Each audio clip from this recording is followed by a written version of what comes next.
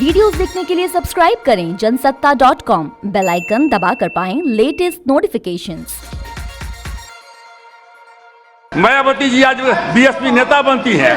नारा क्या लगता था कि ठाकुर बनिया ब्राह्मण चोर बकिए सब हैं DS4, तिलक तराजू और तलवार, इनको मारो जूता चार। आज जब सरकार में चले गए तो नारा बदल गया, हाथी नहीं गणेश है, ब्रह्मा विष्णु महेश है, ब्राह्मण संग बजाएगा, हाथी बढ़ता जाएगा।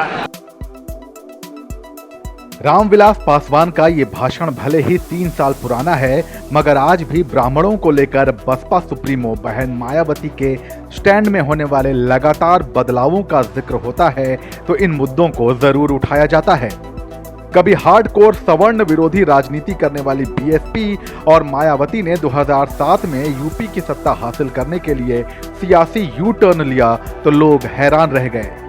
जिन पंडितों को खुश करके सत्ता हासिल की गई थी, उन्हीं की नाराजगी ने 2012 में सत्ता से बाहर भी कर दिया। मगर एक बार फिर जब बसपा 2022 में अकेले ताल ठोकने का दावा कर रही है तो साफ है कि एक बार फिर पार्टी ब्राह्मण वोटरों को लुभाने में जुट गई है।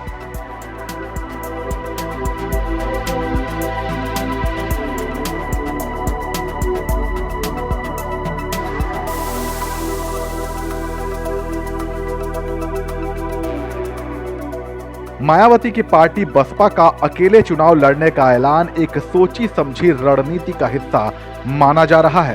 दरअसल 2022 के विधानसभा चुनाव में बसपा 2007 के अपने विनिंग फॉर्मूले पर उतरने की तैयारी कर रही है। उत्तर प्रदेश में सत्ता का बनवास खत्म करने के लिए बसपा 15 साल बाद एक बार फिर 2007 के फॉर्मूले पर चलते हुए सोशल इंजीनियरिंग का फॉर्मूला अपना रही है। बसपा का सोशल इंजीनियरिंग का फॉर्मूला है दलित प्लस ब्राह्मण वोटर। फॉर्मूले को अमल में लाते हुए बसपा ने ब्राह्मण वोट बैंक को साधने के लिए सम्मेलन करने भी शुरू कर दिए हैं।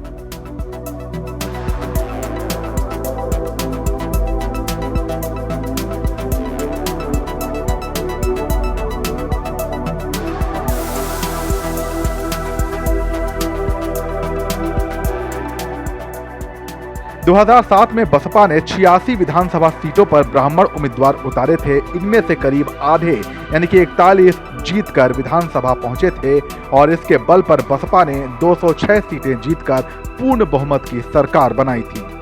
मायावती अगर इन दोनों वोट बैंक को एकजुट रखने में सफल हुई तो वह सत्ता का बनवास खत्म करके मुख्यमंत्री कार्यालय यानी कि लोक भवन की सीढ़ियां चढ़ सकती हैं। 2007 के विधानसभा चुनाव की तरह मायावती इस बार फिर 100 के करीब ब्राह्मण चेहरों को चुनावी मैदान में उतारने की तैयारी कर रही हैं और अपना टिकट पक्का मानकर उम्मीदवारों ने अपनी पूरी ताकत भी लगा रखी है।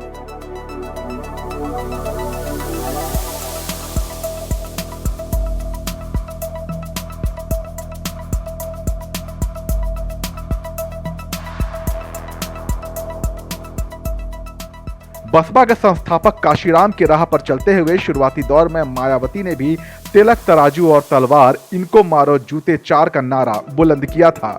मगर सतीश चंद्र मिश्रा ने उन्हें सोशल इंजीनियरिंग का जो पाठ पढ़ाया, उसके बाद मायावती ने शंख बजाते हुए ब्राह्मण वोटरों के आशीर्वाद से अकेले दम पर यूपी की सत्ता भी हासिल करने का करिश्मा कर दिखाया।